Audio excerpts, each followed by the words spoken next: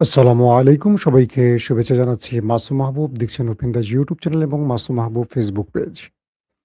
পৃথিবীর যেই প্রান্ত থেকে যারা দেখছেন সবার জন্য শুভকামনা, ভালোবাসা। প্রিয় দর্শক, বেশ কিছু গুরুত্বপূর্ণ খবর আছে। বিশ্বের রাজনীতি বা মিডল ইস্টের রাজনীতি ওঠানামা করছে। সাউন্ড বিটের মতো ওঠা-নামা করছে। সকালে যে খবরটি দিচ্ছি বিকেলে উল্টো হয়ে যাচ্ছে। উল্টো খবরটি আবার পরের দিন সোজা হয়ে যাচ্ছে। সোজা আর উল্টো হচ্ছে।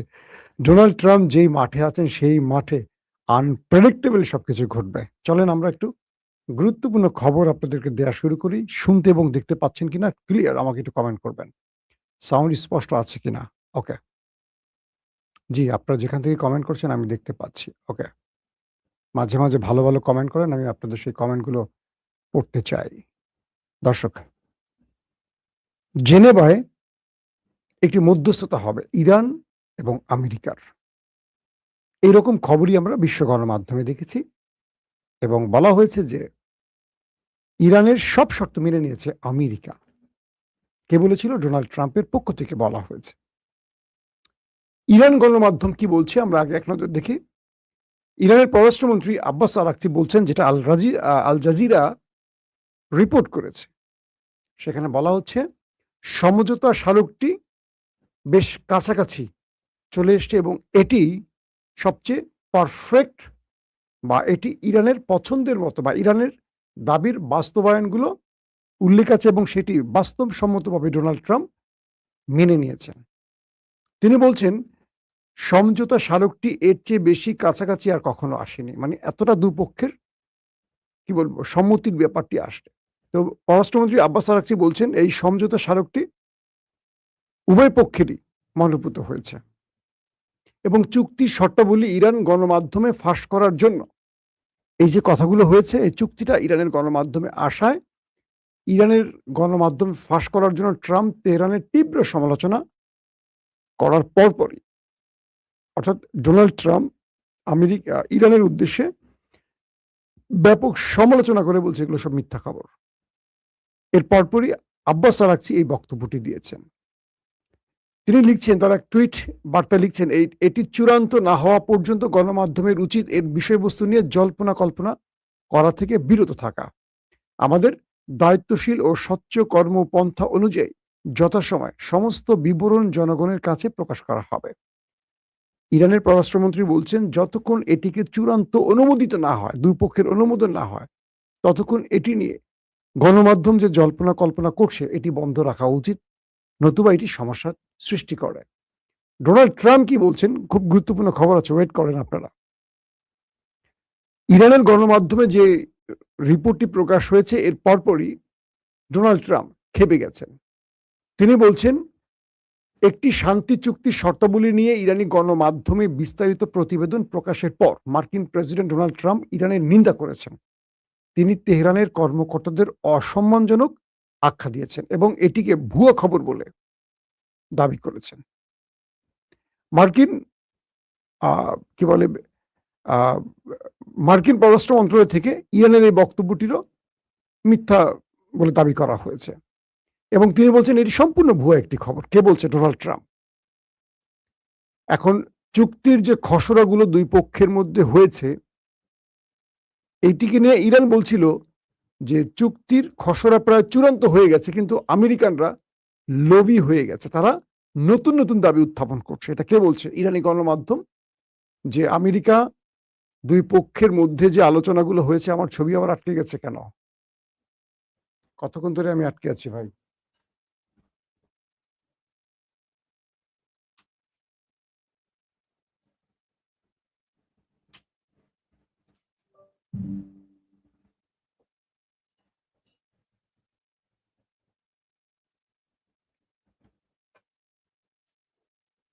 চেহারা বেশি ভালো না তো, এজন্য আটকে গেছিল বোধহয়, না ফ্রিজ হয়ে গেছিলাম। গরমে ফ্রিজ হয়ে গেছে, মানুষ শীতে ফ্রিজ হয়ে যায়। তো ইরান বলছিল যে আমেরিকা লোভী হয়ে উঠছে, কারণ তারা আমাদের দুই পক্ষের আলোচনার মধ্যে নতুন নতুন বিষয় যোগ করে।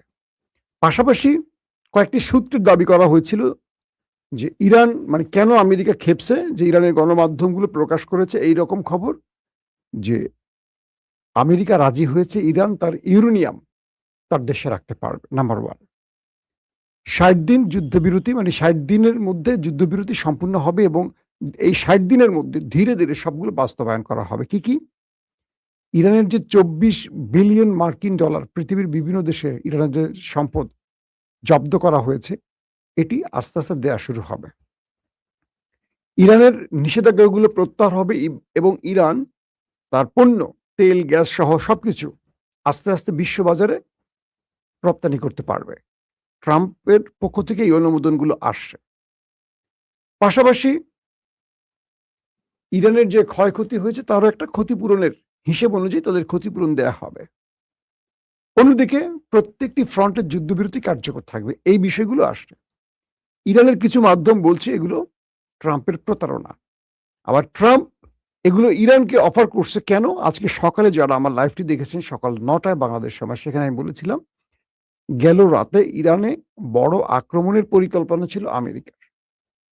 আমেরিকা আর ১-১.৫ ঘন্টার মধ্যে ইরানে বড় আক্রমণ করবে সেন্টকমকে, মানে সেন্ট্রাল কমান্ড মার্কিন যুক্তরাষ্ট্রের। ট্রাম্প নির্দেশনা দিয়ে দিয়েছিলেন। কিন্তু এরই মধ্যে গোয়েন্দা তথ্য এসছে ট্রাম্পের কাছে প্রেসিডেন্ট ভবনে, হোয়াইট হাউসে, যে ইরান খুব ম্যাসিভ অ্যাটাকের পরিকল্পনা করছে। সেটা কি? যদি ইরানের খার্গ আইল্যান্ডে বড় অ্যাটাক হয়, আমেরিকার যত বাণিজ্যিক স্থাপনা আছে, আমেরিকান স্বার্থ সংশ্লিষ্ট বা ইসরায়েলি স্বার্থ সংশ্লিষ্ট যত প্রতিষ্ঠান আছে গালফ কান্ট্রিতে, প্রচুর প্রচুর প্রতিষ্ঠান আছে, প্রত্যেকটা হিট হবে। ইলন মাস্কের প্রতিষ্ঠানে হিট হবে, অ্যাপেলের প্রতিষ্ঠানে হিট হবে, অ্যামাজনে হিট হবে। অর্থাৎ আমেরিকান যত ব্যবসা বাণিজ্যের কার্যালয়, ব্যাংক, আরও যত আছে সবগুলো, এবং তেল ডিপো, তেলের স্টোরেজ, প্রত্যেকটি কার্যালয় ইরান হিট করবে। এবং ইরান ভয়ঙ্কর মিসাইলগুলো একসাথে আপলোড করে রেখেছে। এই তথ্য আমেরিকার কাছে পৌঁছে গেছে। পাশাপাশি চীন এবং রাশিয়া তাদের দূতদের মাধ্যমে সতর্ক করেছে যে এই যুদ্ধে খার্গ আইল্যান্ডে ইরানের সাথে তেল, অর্থাৎ ইরানের তেল প্রায় ৮০% কিন্তু এই খার্গ আইল্যান্ড থেকে রপ্তানি হয়, ইরানের যে তেলটা। আবার দেখা যায় যে ইরান যে তেল বিক্রি করে তার 80% ইরানি চিনি নিয়ে থাকে ধরেন, বাকিরা তো নিষেধাজ্ঞার জন্য নিতে পারে না।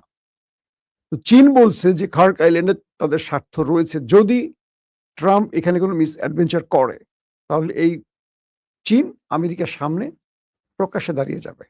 অর্থাৎ এই যুদ্ধে ইরান একা থাকবে না, চীন জড়িয়ে যেতে পারে, কারণ চীনের স্বার্থ এখানে রয়েছে।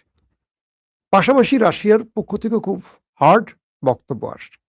এরপরই ট্রাম্প দ্রুত সেন্টকমকে বলেছে যুদ্ধ বন্ধ করো। এবং এই যে আজকে যেই কথাটা শুরুতে বললাম, শর্তাবলী নিয়ে দুই পক্ষের আলোচনা, এগুলো প্রকাশিত হয়েছে। আবার ইরানের গণমাধ্যমে প্রকাশের জন্য ট্রাম্প ক্ষেপে গেছেন। ট্রাম্প ক্ষেপছেন কারণ যে শর্তের কথাগুলো বললাম প্রত্যেকটা শর্তই দেখা যায় ইরান বিজয়ী, ট্রাম্প হেরে গেছেন। ট্রাম্প হেরে গেছেন মানে কি? ট্রাম্পের ফেস সেভিং আবার বন্ধ হয়ে যাচ্ছে। ট্রাম্প আগামী নির্বাচনে হেরে যাচ্ছেন, কারণ মার্কিন গণমাধ্যম যে জরিপগুলো চালিয়েছে, ট্রাম্প যে জরিপগুলো চালিয়েছে মার্কিন যুক্তরাষ্ট্রের আগামী মধ্যবর্তী নির্বাচনে, ট্রাম্প ৮০% জনপ্রিয়তা হারিয়ে ফেলেছেন। নেতানিয়াহু ৮৫% জনপ্রিয়তা হারিয়ে ফেলেছেন। এই দুজনের রিপোর্টগুলো এভাবে আসছে।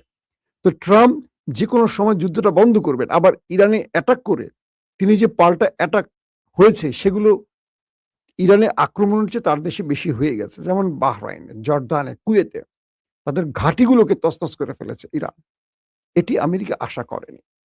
তো ইরান যে তাদেরকে শক্ত জবাব দিচ্ছে, এজন্য নেপথ্যে বসে পাকিস্তান, তুরস্ক, মিশর, সৌদি আরব, কাতার, আরব আমিরাত, এরা সম্মিলিতভাবে ট্রাম্পকে বলছে যে একটি সিজফায়ার করেন, এবং সেই আলোকে ইরানের সাথে মধ্যস্থতা হয়েছে। সেই সিজফায়ারের আলোকে এই শর্তাবলীগুলো এসছে। এখন ইরান বলছে একটা আর ট্রাম্প বলছে একটা, ট্রাম্প বলছে একটা, ইরান বলছে একটা। দুই পক্ষের কে যে সত্য এটা বলা এখন মুশকিল। বলা হচ্ছে জেনেভায় মার্কিন ভাইস প্রেসিডেন্ট জেডি ভেন্স তিনি যাবেন এবং সেখানে এটার চূড়ান্ত করা হবে। দর্শক, তো এখন এই অবস্থার মধ্যে মোটামুটি হরমুজ প্রণালীতে মার্কিন একটি জাহাজ ঢোকার চেষ্টা করেছিল, ওইটাকে আমেরিকা মানে ইরান তাড়িয়ে বিদায় করছে, বলছে যে না, হরমুজ এখন ঢোকার অনুমতি পাচ্ছ না, সব কনফার্ম হোক, আমাদের শর্তাবলী চূড়ান্ত হোক, সিগনেচার হোক তারপর। প্রশ্ন হলো ট্রাম্প যে ইরানকে ভুয়া, মিথ্যা আখ্যা দিয়েছে। আবার ইরানের পররাষ্ট্রমন্ত্রী আব্বাস আরাকচি বলছেন যে তারা শর্তাবলী নিয়ে আলোচনার খুব কাছাকাছি আসছেন। এতদিন এত কাছাকাছি আসতে পারেন নাই। তার মানে ট্রাম্প কিছু গ্রিন সিগন্যাল দিয়েছে। এটা কি ঠিক থাকবে? নাকি ট্রাম্প কালকে আবার এটা অ্যাটাক করে বলবে, "কোনো আলোচনা হয় নাই।" যতক্ষণ ক্রিজে ট্রাম্প আছে, ততক্ষণ হোয়াইট দেন আর নো দেন। যেটাই করেন, এলবিডব্লিউ দেন, যেটাই দেন, ট্রাম্প মানবে না। ট্রাম্প ব্যাটিং করতে চাইবে। "আমি ব্যাটিং করব। আমি আউট না, আমি আউট না, আমি খেলবো না।" বুঝতে পারছেন? তো এই পরিস্থিতির মধ্যে কিছু আলোর ঝলকানি দেখা যাচ্ছে যে ইরানের সব দাবি মেনে নিচ্ছে ট্রাম্প। দেখি ইরানের গণমাধ্যম প্রকাশ করে, বিশ্ব গণমাধ্যম ট্রাম্পকে চেপে ধরছে, হয়তোবা সেই জন্য তিনি অস্বীকার করছেন, "না, না, না, আমি এগুলো বলিনি।" দেখি শেষ পর্যন্ত কি হয়। অন্যদিকে তুরস্ক এবং মিশরের মধ্যে 18 বছর পর সামরিক মহড়া হয়েছে। চোখে সর্ষের তেল দিয়ে কাচ্ছে ইসরায়েল। যে ইসরায়েল, আমেরিকা এতদিন মিশরকে বুক পকেটে নিয়ে চলত। অর্থাৎ ব্রাদারহুডের মোহাম্মদ মুরসি পতনের পর এই রজব তৈয়ব এরদোয়ান, মনে আছে একটা বিজয়ের সাইন দেখিয়েছিলেন, এইটা বিজয়ের সাইন। তিনি ব্রাদারহুডের জন্যই কাজটি করেছেন। পুরো পৃথিবী দেখেছিল তখন। তুরস্ক প্রকাশ্যে মিশরের পক্ষে নামিয়েছিল। কিন্তু আমেরিকা, সৌদি আরব, ইসরায়েলের প্রিসক্রিপশনে সেনাপ্রধান আব্দুল ফাত্তাহ আল সিসি হাজার হাজার মানুষকে হত্যা করে ক্ষমতা দখল করে। এরপর থেকে মিশরের সাথে তুরস্কের সম্পর্ক খুবই খারাপ যায়। দুই দেশ পারে না পারবার যুদ্ধের মতো জায়গায় জড়িয়ে পড়ে। একই দেশে দুই দেশ মুখোমুখি অবস্থান নিয়ে ফেলে বিভিন্ন ইস্যুতে। এরদোয়ান যখন দেখলেন যে ফিলিস্তিনে ব্যাপক হত্যাযজ্ঞ চালিয়েছে ওই দেশটি, আমাদের ওই দেশটি, তখন তিনি বুঝলেন ফিলিস্তিন রক্ষায় কাছাকাছি আসতে হবে। কাছাকাছি আসার জন্য পথ একটাই, জর্ডান, লেবানন, মিশর। মিশরের সাথে হাকান ফিদান দীর্ঘ চেষ্টার পর দু দেশের মধ্যে একটা সম্পর্ক সৃষ্টি হয়েছে। বলা হচ্ছে, তুর্কি গণমাধ্যমগুলো বলছে 18 বছর পর এই দুটো দেশ, মিশর এবং তুরস্ক, সামরিক মহড়া করেছে। সেখানে আকাশে তারা যুদ্ধ বিমান উড়িয়েছে, তারা যুদ্ধ জাহাজ নিয়ে মহড়া দিয়েছে এবং দুজনে ঐক্যবদ্ধ কিছু পরিকল্পনা নিয়ে কাজ করছে, এমনটিও আভাস দেয়া হচ্ছে, যেটা ইসরায়েলের জন্য অনেক বড় ধাক্কা। কারণ বারবারই নেতানিয়াহু বলছেন যে এরদোয়ান ইসরায়েলকে চারদিক থেকে ঘিরে ফেলার পরিকল্পনা করছে। ইতিমধ্যে মিশর এবং তুরস্কের এই মহড়াটি ইসরায়েলের জন্য বিশাল টেনশনের কারণ। আবার এরদোয়ান বলছেন নেতানিয়াহুকে, "তোমাকে আমি গ্রেটার ইসরায়েলের খায়েশ পূরণ হতে দেব না।" এটা নিয়েও নেতানিয়াহু টেনশনে আছেন। তার যে গ্রেটার ইসরায়েল গঠন করতে হবে, সেটি প্রধান বাধা এখন তুরস্ক। এবং তিনি বলছেন ইরানের পর তাদের নেক্সট টার্গেট তুরস্ক। আর তুরস্ক বলছে, "ওয়েলকাম। তোমার জন্য আমি প্রস্তুত আছি, আসো। আমি ইরান না। আমি ইরান না। আমার গত 20 বছরে প্রত্যেকটা ফ্রন্টে বিজয়ের ইতিহাস আছে। আমরা জেরুজালেম বিজয় করব। মসজিদুল আকসা আমরা আবার পুনরায় ফিরিয়ে নেব।" এই এক বক্তব্যে খবর হয়ে গেছে আমার নেতা কাকুর। তো এই মুহূর্তে তুরস্ক এবং মিশরের এই মহড়াটি বিশ্বে খুব গুরুত্বের সাথে প্রকাশ করা হচ্ছে। কারণ এই দুটো রাষ্ট্রের শত্রুতা থেকে নতুন করে বন্ধুত্ব মানুষকে আলোর মুখ দেখাচ্ছে। পাশাপাশি তুরস্কে যাচ্ছেন সৌদি আরবের সবচেয়ে পাওয়ারফুল ম্যান, আয়রন ম্যান নাকি? মোহাম্মদ বিন সালমান। একটা লম্বা সফর, মানে দীর্ঘদিন পর একটা সফর। এর আগে এরদোয়ান এসছিলেন আরব আমিরাত এবং সৌদি আরবে, একটা বড় বিনিয়োগ পেয়েছিলেন। এবার পাকিস্তান, তুরস্ক এবং সৌদি আরবের মধ্যে 3 দেশীয় বা ত্রিদেশীয় একটি সামরিক জোট বা এই আদলের কিছু একটা হতে যাচ্ছে। বলা হচ্ছে এই সফরটি খুবই গুরুত্বপূর্ণ এবং ইরানে আমেরিকা, ইসরায়েলের আক্রমণ আশপাশের দেশগুলো, মুসলিম দেশগুলোকে অনেক কিছু শিখিয়েছে। বিশেষ করে সৌদি আরব একটা বিষয় স্পষ্ট হয়েছে। ইভেন আরব আমিরাতের সাথে ইরানের মধ্যে আলোচনা চলছে, তাদের প্রতিনিধিদের মধ্যে। বিষয়গুলো খেয়াল করছেন? আস্তে, আস্তে শীতল থেকে উষ্ণ হচ্ছে সবকিছু। দুটো বিষয় মুসলিম বিশ্ব বুঝছে। নেপথ্যে কিন্তু কিছু দেশ কাজ করেছে। তুরস্ক কাজ করেছে, পাকিস্তান কাজ করেছে ইরানের সাথে তাদের এই দূরত্ব কমানোর জন্য। আবার ইরানের পররাষ্ট্রমন্ত্রী আব্বাস আরাকচি খুব ব্রিলিয়ান্ট ম্যান। ওর বাবা! তার প্রোফাইল পড়ছিলাম আমি একদিন। আলী লারিজানি এবং আব্বাস আরাকচির পুরো প্রোফাইল, তারা যে ডক্টরেট করছে তার পুরো প্রোফাইল ফাইলগুলো পড়তে গিয়ে আমার মাথা খারাপ হয়ে গেছে। এত ব্রিলিয়ান্ট হয় কি করে? আর আমাদের দেশের বাংলাদেশ ব্যাংকের যিনি গভর্নর, তিনি শুধু একজন অ্যাকাউন্টেন্ট। তার কোনো বড়, বড় ব্যাংকে বা তার কোনো পিএইচডি বা বড় কোনো গ্র্যাজুয়েশন নেই। পৃথিবীর একটা নেপালের মতো দেশে বলেন, একটা ছোট দেশের গভর্নর হন বিভিন্ন দেশের পিএইচডি হোল্ডাররা। বাংলাদেশের ইসলামী ব্যাংকের চেয়ারম্যান একজন চোর। আফসোস বিএনপির জন্য আফসোস। এই বিএনপির জন্য আমরা 15.5 বছর ওয়েট করেছি, 18 বছর ওয়েট করেছি। আসবে বিএনপি কবে? কবে আসবে বিএনপি? অপেক্ষা ছিলাম। কত নামাজে দোয়া করেছি আল্লাহর কাছে হাত তুলে। বেগম জিয়াকে বা তারেক রহমানকে প্রধানমন্ত্রী দেখার জন্য। বিএনপি থেকে যোগ্য লোক নাই। এই আদামরা অশিক্ষিত, করাপ্টেড দুর্নীতিবাজদের বসাতে হবে। এভাবে বিএনপিকে বা বিএনপির জনপ্রিয়তাকে ধ্বংস করে ফেললে হবে? যারা বিএনপির পক্ষে কথা বলছেন যেসব নেতারা, সাংবাদিকরা, আমলারা বিভিন্ন পর্যায়ে এরা সব সুবিধাবাদী। এরা এই কথাগুলো বলছে কেন? বিএনপির থেকে সুবিধা নিতে। কালকে সুবিধা বন্ধ হলে বা কালকে আওয়ামী লীগ বা কেউ ক্ষমতা আসলে এরা সঙ্গে, সঙ্গে বলবে, "আমরা বিএনপিকে বলেছিলাম এই কাজ করো না, এই কাজ করো না।" আমরা বিএনপিকে প্রকৃত অর্থে ভালোবাসি। আর এজন্য এই সমালোচনাগুলো করি যাতে আগামী দিন বিএনপি আওয়ামী লীগ হয়ে না যায়। আসেন। তো এই পরিস্থিতির মধ্যে এখন তুরস্ক, সৌদি আরব আর পাকিস্তান এই ৩ দেশের যে চুক্তিটি নিয়ে এখন কাজ চলছে এবং সৌদি আরব তুরস্কে গেলে এই বিষয়টি আরো এগিয়ে যাবে। বলা হচ্ছে আধুনিক প্রযুক্তির মুসলিম বিশ্বে আধুনিক অস্ত্রের দিকে নাম্বার 1 তুরস্ক। আর সবচেয়ে পাওয়ারফুল নিউক্লিয়ার বা পারমাণবিক বা অ্যাটম বোমা রয়েছে পাকিস্তানের। তবে এখানে পাকিস্তানের একটা চেষ্টা থাকতে পারে বা তুরস্কের চেষ্টা থাকতে পারে ইরানকে জড়িত করা।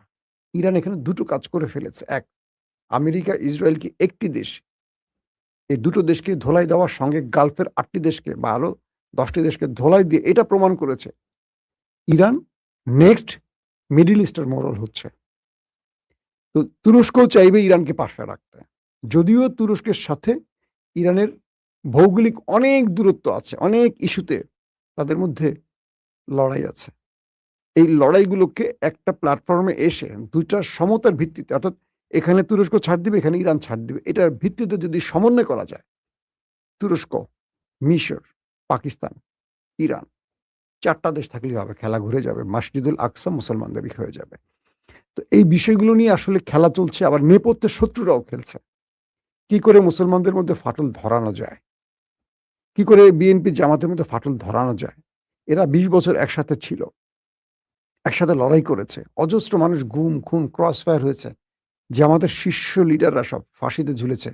বেগম জিয়া তার প্রত্যেকটা বক্তব্যে বলতেন, তারা নিরপরাধ। তাদেরকে জুডিশিয়াল কিলিং করা হয়েছে। তারেক রহমানও বলছেন। আজকে সেই বিএনপির কথা পুরো পাল্টে গেছে। বিএনপি এখন চেতনায় আর জামাত এখন রাজাকার। কিন্তু মাঝখানে ঢুকে গেছে ইসরায়েল। ধরেন ভারত বা আমাদের বাংলাদেশের কিছু হাসিনাপন্থী এজেন্সি বা এজেন্সি অফিসাররা, নাম বলতে চাই না।